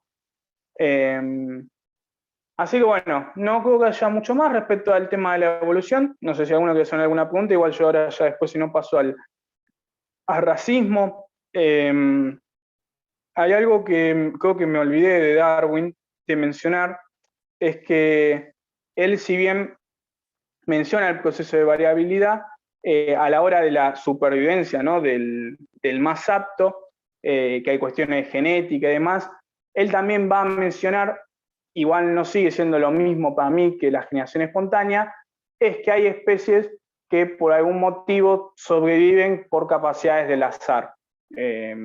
No hay como algo bien explicado, ¿no?, sino como que hay un factor en la supervivencia que no se puede explicar, digamos, ligado a la genética, sino que tiene que ver con condiciones azarosas que se dan y bueno, en algún punto hacen que esa especie pueda sobrevivir. Tal vez, no sé, por decirlo de alguna manera, una especie necesitaba vivir a través del agua, tal vez ya estaba todo, era como un desierto o demás, y bueno, las condiciones del clima hicieron que también eso pueda seguir estando y después la especie tuvo cierta naturalidad, o que también la especie, en base a, digamos, esa escasez de agua, desarrolle ciertos elementos para no tal vez depender tanto de ella, por poner un ejemplo, ¿no? Pero bueno, o sea, no es solamente la supervivencia del más apto o las condiciones del entorno, sino también que pueden haber condiciones azarosas que puedan surgir y que, bueno, ayuden a la especie a sobrevivir. Y otra cosa más, que claramente está fuera de discusión, con este libro de Darwin se prohibió en muchos lados, Darwin tuvo millones de problemas, pues hablando de años muy religiosos, donde la religión tenía un poder, lo sigue teniendo hasta el día de hoy, la iglesia tiene un poder muy, muy, muy intenso sobre la sociedad. Y la vamos a compartir seguramente en el grupo de WhatsApp, vamos a pasar el enlace, así que nada, cualquier cosa igual lo pedís por ahí. Calculo que para eso de las 7, poco más, ya va a estar disponible para que lo vean. Nada, esto es sin ánimos de criticar la religión, porque soy alguien que se bautizó, que estuvo a poco de realizar la comunión, y después pasaron ciertas cosas para que no suceda, sino hablo en términos de lo que sufrió Darwin en base al libro, y que bueno, estuvo prohibido por, digamos, en un montón de lados, y es más, hay digamos, para muchas personas Darwin era como el diablo o el Lucifer en el pleno planeta Tierra, por todo lo que él sostenía, porque era tiene un nombre, pero bueno, era como ilógico, por decirlo de alguna manera, pensar que el ser humano que no era de la religión. Todos por sociales, va a ser la cuenta de YouTube. Igual vuelvo a repetir, la idea es que tal vez hoy lo vamos a subir como por privado, o sea, solamente van a poder acceder por un enlace, cualquier cosa lo piden por el grupo de WhatsApp, lo piden al Instagram, a las redes, pero la idea es, por lo menos para evitar algún tipo de, a partir de mañana lo ponemos en público y lo van a poder ver directamente desde la cuenta de Todos por Sociales. Y bueno, queda lo último, que es racismo. El texto de Jacquard es cortito, así que nada, le voy a dedicar mucho a Fraguas, serán 10-15 minutos, y bueno, no mucho más, supongo. Básicamente lo que interesa el texto de Fraguas es que hace todo un recorrido histórico del racismo, como para identificar cuándo surge en realidad. Porque Fraguas va a decir, hay una mentira que se da, que el racismo existió desde siempre. Va a decir mentira, no existió desde siempre. Existe desde un punto particular y específico que lo va a asociar con la partida o el surgimiento del modelo capitalista como modelo económico. Ahí es cuando empieza a surgir el racismo. Y es algo, digamos, importantísimo en el texto, porque básicamente lo que, digamos, estamos sosteniendo es que sin el racismo no se hubiera potencializado el modelo capitalista como lo conocemos tal vez al día de hoy. Y esa es una crítica importantísima y elemental para tener en cuenta. Porque Fraguas va a decir que lo que existiera como raza, un concepto de raza, que era una agrupación de seres humanos que presentaban rasgos comunes, que era como algo medio cuestionable, ¿no? Ya hoy por hoy el concepto raza no existe, no es que digamos, se le cambió la modificación del término o la definición, directamente no existe el término raza. Y habla, bueno, de ciertos aspectos que podían llegar a surgir y demás, pero bueno, ¿en dónde está el quiebre? Más allá de esto del modelo capitalista, retomo un poco porque luego lo menciona. Primero habla de rasgos diferenciadores. Los rasgos diferenciadores más claros son los físicos, y es la apariencia.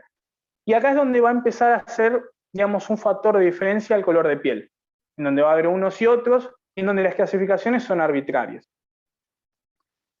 En base a estas clasificaciones, ¿no? Que bueno, justamente acá se menciona Darwin, ¿no? Que habla sobre lo natural y lo cultural, es donde por algún punto los imperios coloniales van a sostener la idea de que hay razas primitivas, ¿no? Que están alejadas de la civilización. Como así acá alguien había mencionado en algún momento, civilización y barbarie, y si a Sarmiento también lo van a ver en la materia. Y esto acá habla de una cuestión de alteridad, ¿no? Alteridad en el sentido de que, claro, lo otro se me es diferente, se me es extraño, no lo conozco, pero acá ¿cuál es la diferencia? Que yo directamente acá sostengo que directamente es todo malo, o todo negativo, no sirve para nada, son bárbaros, son salvajes, tienen formas de sociabilizar o de llevar una vida diaria que no corresponde con lo que uno podría llegar a creer, digamos, con cierta coherencia y lógica. Adoran a Dios que no es digamos, el que nosotros consideramos que es. En ese momento se hablaba recién de que cuando Darwin sacó el libro, la iglesia tenía un poder importante. Si retomamos a 1400 o por ahí, claramente la iglesia en esos años, 1500, tenía un poder total sobre era casi incuestionable, el que cuestionaba podía ser asesinado, y digamos, el primer feminicidio masivo se da con la quema de brujas, por decirlo de alguna manera. Es la primera, digamos, vez en la humanidad asesinaba a la mujer por una creencia de que, digamos, era en ese momento bruja, o sea, que tenía como hechizos que sobresalían de lo que uno, bueno, se puede llegar a razonar. Y en realidad, claramente que había un contexto muy diferente en base a eso. Es más, Juana de Larco, si no me equivoco, fue una de las que también, ¿no?, terminó quemada en la hoguera de esa forma, y bueno, ya sabemos que en realidad lejos estaba de ser algo de ese estilo. Y después tal vez había denuncias de personas por envidia, por resentimiento, por celos, por lo que fuese, que denunciaban a ciertas mujeres y también terminaban quemadas, o bueno, que las asesinaban de las maneras más horribles que uno puede imaginar, porque también la iglesia en ese momento torturaba. Pero bueno, esto seguramente alguno lo habrá visto en algún aspecto o capítulo de la historia. Y hay bueno, en este aspecto hay una deshumanización total del otro, ¿no? Volviendo en este caso, saliéndome de Europa, cuando se llega a conocer América, también, digamos, es el término de conocer América que se utilizó en bastante tiempo, cuando Cristóbal Colón arriba, ¿no?, en 1492, claramente que no existe porque América ya existía. Y en base a eso empieza a haber, bueno, toda una serie de cuestiones que se empiezan a poner en juego, en conjunto, que es, bueno, esto de que todas estas sociedades que estaban acá en América no servían, o sí servían para la explotación nuestra. Y ahí se ponen puntos, bueno, todo lo que ya sabemos, todo lo que vemos, el sometimiento, la explotación, el asesinato sin escrúpulos y la vuelta, digamos, o mejor dicho, más que la vuelta, la conversión de las sociedades tribales y nativas de América a ser esclavos de las potencias europeas, sobre todo con el objetivo del enriquecimiento de las piedras preciosas que se saqueaban y se llevaban a los distintos países de Europa.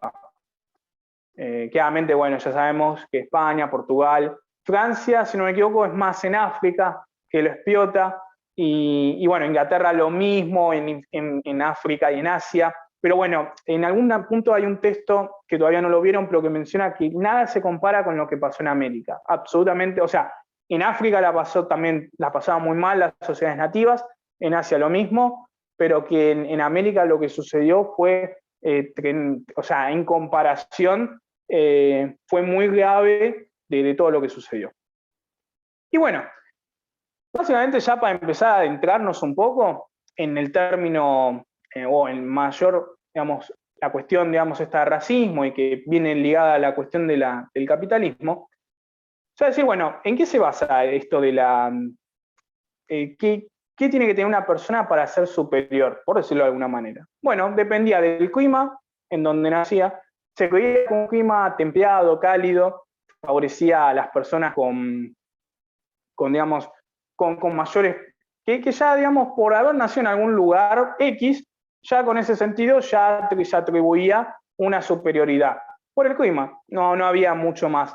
Hoy uno puede llegar a sostener que tal vez el clima cálido es un alegre y feliz, pero nunca alguien va a decir que el clima alegre significa ser superior a una persona que tal vez, no sé, por decirlo de una manera, tiene que atravesar todo el frío. Y es más, si nos vamos a ese caso, una de las potencias mundiales del mundo, que es Rusia, tiene nieve casi en todo, digamos, a lo largo del país, y creo que nadie se atrevería a decir que Rusia es un país inferior a otro país que tiene un clima templado y cálido. Pero bueno, era uno de los aspectos y características que se sostenía en ese momento. Otra era la raza blanca, claramente que bueno, esta es la más importante y elemental, o la más notoria en algún aspecto, o sea, aquellas personas que tienen rasgos de rasgos blancos o de ariedad, son superiores a las que no los tienen. Y esto no va solamente, digamos, por el color de piel, sino también el color de pelo, los ojos, y bueno, hasta incluso otros tipos de rasgos. Y bueno, después se va a aviar en base a lo que sería, digamos, porque estas son tal vez los dos rasgos más importantes, y bueno, en base a eso es o perfeccionamos a la humanidad digamos, o se degenera. Y los que se degeneran, que son los otros, hay que asesinarlos, hay que exterminarlos, porque si no, no van a contaminar.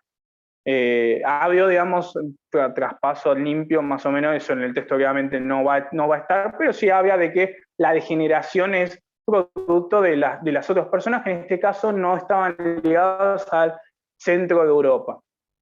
Y entonces, en base a eso, nosotros vamos a ver que hay otros elementos que tratan de conjugarse para que se le dé la legitimidad a esto. Y es ahí cuando entra tal vez el texto de Jacquard. Antes de eso, bueno, explico que claramente el término racismo habla sobre cierta, digamos, donde se combinan la discriminación, los prejuicios y ciertos elementos en degeneración del otro o en inferior, que se ponen, digamos, en vinculación para la inferioridad. Yo le puedo decir a un amigo negro, y no significa que yo le estoy discriminando. El problema es cuando yo, digamos, lo atribuyo a que es un carácter negativo y de inferioridad, y bueno, ahí claramente uno hace racismo. Es más, después voy a mencionar un ejemplo que va a quedar bien claro, me parece, para explicar esto, ¿no?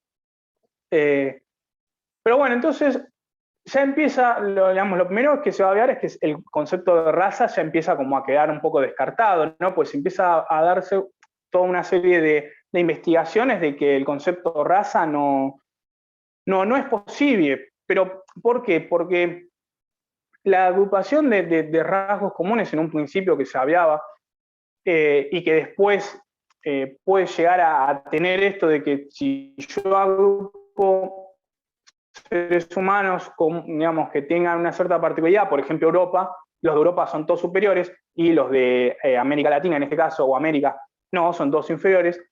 Hay un elemento muy importante para desacreditar esto, y es que una persona puede tener mayor, por decirlo de alguna manera, cercanía en cuanto a rasgos, eh, por decirlo de alguna manera, que esté del otro lado del mundo, a que una persona que sea prácticamente que yo tenga la vuelta de la esquina. Es más probable, dice el texto, que yo con la persona más cercana tenga mayores diferencias. Y con una persona que viva, no sé, por decirlo de alguna manera, en Asia, voy a tener tal vez ciertos rasgos que me acompañen y que me hagan más idéntico. Es más, salió como un estudio o algo de eso en cuanto a estas cosas que se comprobaron. Por eso, claramente, ya con eso solo el término de raza ya deja de tener en algún punto potencialidad o credibilidad, ya no sirve para explicar, digámoslo, en términos de seres humanos, qué es lo que, digamos, porque hay tanta diversidad en algún punto, pero tanta diversidad con mi cercano, no con el que está lejos.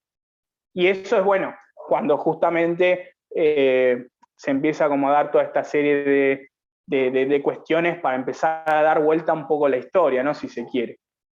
Es más, ¿por qué se da esto tal vez? Porque el origen es en África. El origen del ser humano es en África. Y eso sí también lo explica muy bien en el texto. Y a partir de ahí, es más, bueno, antes los continentes estaban todos unidos, después fue una cuestión del desmembramiento de las placas tectónicas y, bueno, no sé qué otra cosa más. Cada continente se fue como alejando hasta ser lo que es el día de hoy. Y bueno, pero antes todos estaban unidos y África era el centro del mundo incluso. Y es donde surge el ser humano. Pero bueno, prácticamente toda esa historia se trata como de tapar o de no, o que no, si bien tal vez es conocido o que se sepa, la idea es que no se repita todos los días. Entonces, bueno, van a haber ciertos fenómenos culturales que van a empezar a hablar de diversificación, ¿no? De la diversificación cultural, ya no se explica todo sobre en base a una sola cultura, sino que hay múltiples para desarrollar ciertos elementos, se va a hablar de subdivisiones. La variación, bueno, acá está la variación genética más importante, es la de entre individuos de una población misma que entre grupos diferentes, esto que comentaba hace un ratito. Y que bueno, después del concepto de raza se va a hablar también del tema del concepto sanguíneo. Por ejemplo, bueno, que no toda una misma raza, que está mal el concepto, ¿no? Pero por decirlo de alguna manera, gente, digamos, que tenga una misma agrupación o cercanía y demás, tal vez no tienen el mismo factor sanguíneo, por decirlo de alguna manera, no comparten la misma sangre. Como también para hablar de un rasgo que también influye en ese sentido, en esa manera, con la herencia. No, y digamos, ahí también ya se habla, otra vez nuevamente, vuelvo a decir, de la diversidad.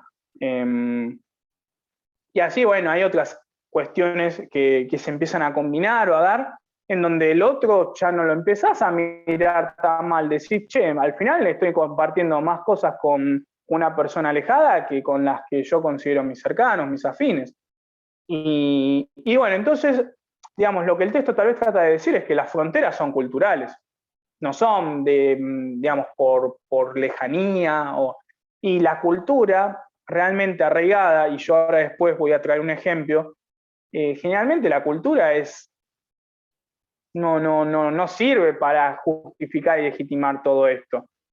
Justamente todo lo contrario. O sea, hace que no nos pongamos en cuestión diversos elementos que están claramente muy mal. Bueno, lo voy a dar ahora porque tal vez después puede llegar a servir. Yo, por ejemplo, hoy estábamos hablando en un grupo por una cierta cuestión, y un amigo dice, escuchen, corran la bola. Claro, y dos otros pibes dicen, ¿a qué te referís? ¿Viste? O sea, no entendían nada a qué se refería. Entonces, claro, el chabón se refería a un cantito de fútbol que es de la Barra Brava sí, es de un equipo de la B Nacional, y que realmente, bueno, ahora lo voy a decir para dejar en claro a veces algunas cuestiones que se dan en el folclore del fútbol, o bueno, lo que se llama el folclore, y que queda, digamos, muy alejado de todo, ¿no? Dice, escuchen, corran la bola, se hicieron putos los negros de Casanova. Qué lindo es, vamos a coger, allá en los ranchos, cerca de la Ruta 3, los negros al llegar a la noche se disfrazan de mujer para hacer un par de pesos porque tienen que comer. Vinculándolo con fraguas, acá tenemos múltiples elementos para poder analizarlo. Primero, habla digamos, de la sexualidad. O sea, las otras personas son putos. Porque, bueno, entendemos que si son putos estamos hablando de una inferioridad en algún aspecto.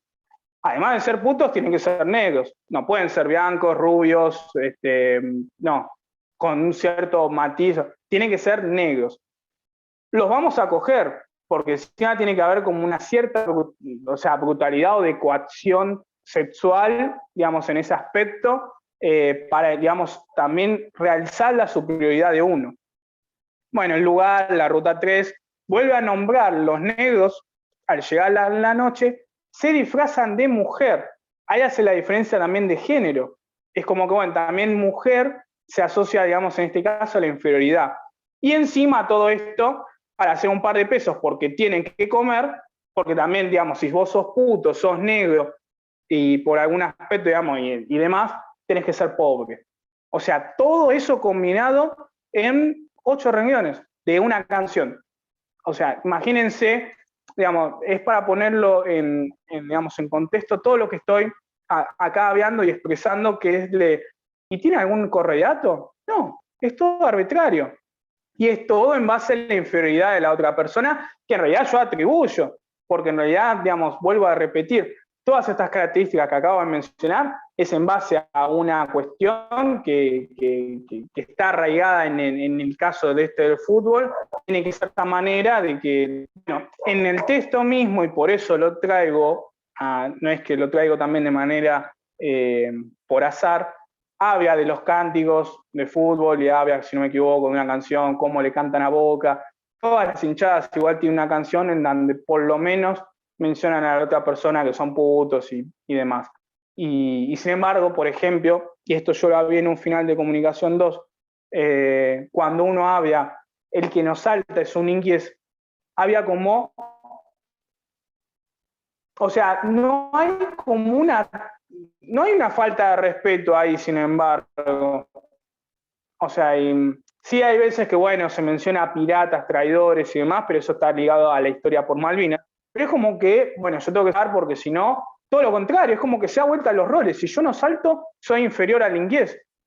O sea, mire, digamos, hay veces como que digamos, en el léxico o en el lenguaje hay cosas que hasta son son atribuibles en base a ciertos elementos que pasan desapercibidos, que son inconscientes, lo que tiene mucho que ver. Ahora, directamente al que es boliviano y peruano le canto que es un negro de mierda digamos, y no hay como una especie de otra cosa de ese estilo. Digo, tomando en cuenta las canciones de fútbol que yo creo que en este aspecto, y por eso también está en el texto de Fraguas, se mencionan como una actividad impresionante. Y es por eso que va a decir Fraguas, hay que definir al otro, porque no puede ser que en todo lo que digamos va a ser haya cuestiones de prejuicios, de discriminación, tiene que haber algo como para poder definirlo. O sea, más allá digamos, porque sí, la diferenciación está, pero bueno, ¿cómo lo podemos definir? Entonces ahí había como una relación que en realidad tiene que ser de un poder desconocido, o sea, no hay unos mejores sobre otros, sino que tiene que haber como una cuestión que, bueno, todo tiene que haber una cierta paridad e igualdad, que después cuando vean a Quijano ya se van a ver que se habla sobre ciertas teorías como para, bueno, poder llegar a esa igualdad que se está buscando, ¿no?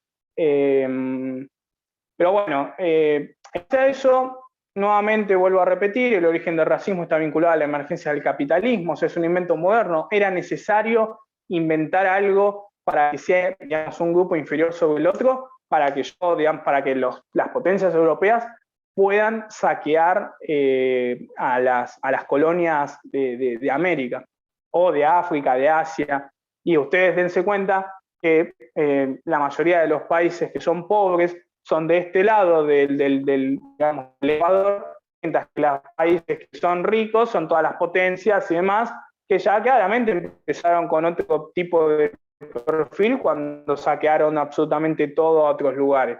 Y desde ahí uno no puede, no se puede olvidar de ese aspecto histórico. Y bueno, no hay, digamos, en base a eso, se usó como medio para legitimar. Hay una relación social económica, no solamente estamos hablando, por eso vuelvo a repetir, de una cuestión de racismo que estaba asociada a la desaparición de tribus, de otro tipo de cultura, de religiones, de ideas, de pensamientos, sino también a una relación económica que hace que, bueno, lo que acabo de decir también cobre su sentido, que la mayoría de los países periféricos, por decirlo de alguna manera, cuando no lo eran, tenían sus riquezas, fueron totalmente explotadas y saqueadas, sobre todo tal vez el peor país en este caso fue Perú, que realmente tenía muchas riquezas, digamos, localizadas en Potosí, y bueno, realmente terminó con todo ¿cómo se dice? El saqueo que no se lo permitió. Bueno, sí, ya no queda mucho más. Antes de terminar, voy a mencionar rápidamente el texto de Jacquard, ¿no? Porque Jacquard menciona 5 ciencias y nada, en realidad hay que hacer énfasis en 3, en la que es ligada a la psicología, a la histórica y si no me equivoco, a la sociología o algo así. O sea, hay 3 debates: genética y racismo, psicología, neurobiología y racismo, y sociología y racismo.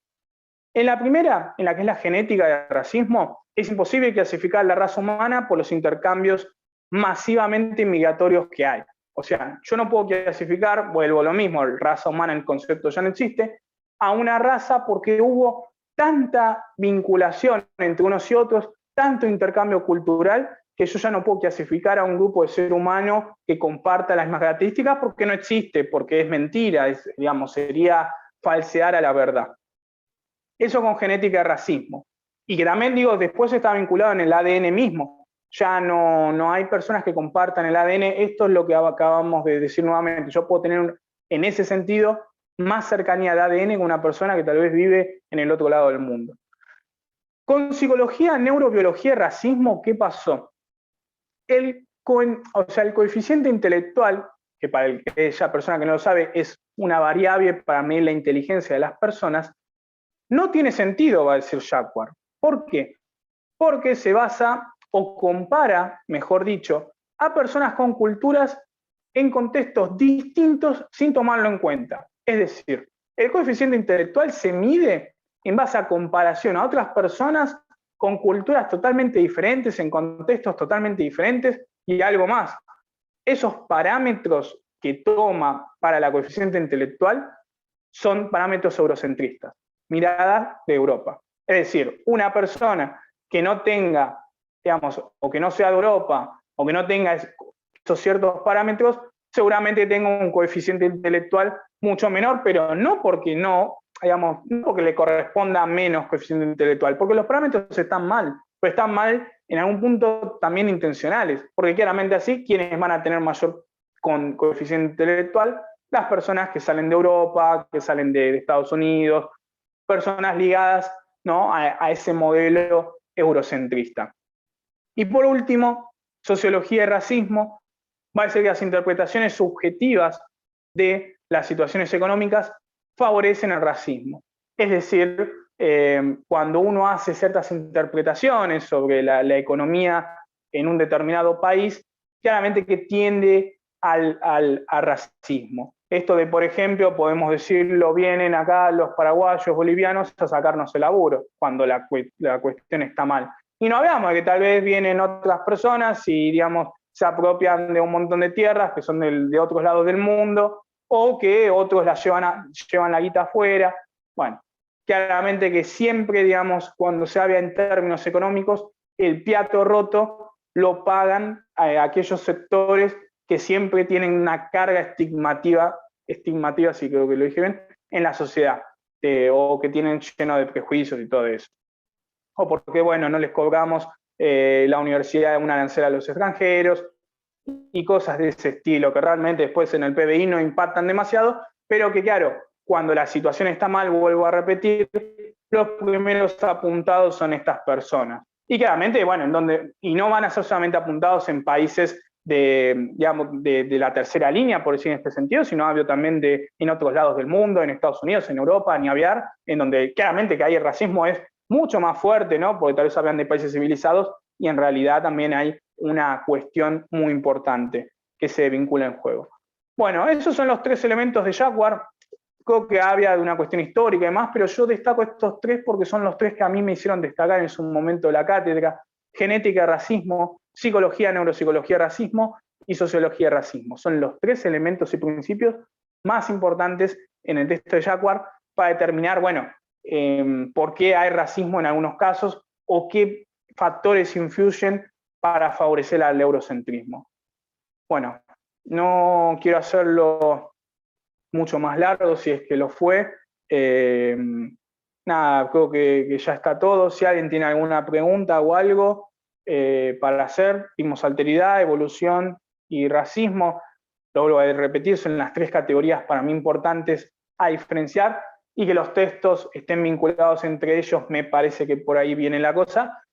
Y que bueno, nada, en base a esto, a la relación que se puede hacer, justamente como lo vimos, se puedan llegar a responder con desarrollo las preguntas de mañana. Así que nada, cualquier cosa, si alguien tiene alguna duda, la escribe. Yo voy a estar un ratito más acá, pero bueno, si no, ya para aquella persona que que ya, bueno, pueda haya respondido todas sus dudas o haya entendido con mayor claridad los textos. Bueno, hasta acá llegamos. Desde ya que, bueno, el que no esté en el grupo me avisa que lo incluimos, y bueno, mañana también voy a estar disponible para aquella persona que necesite dar una mano. En lo posible voy a estar activo con el celular para responder. Pero bueno, cualquier cosa, si alguno tiene alguna duda, si no, bueno, ya podemos ir dando por finalizada la clase de hoy.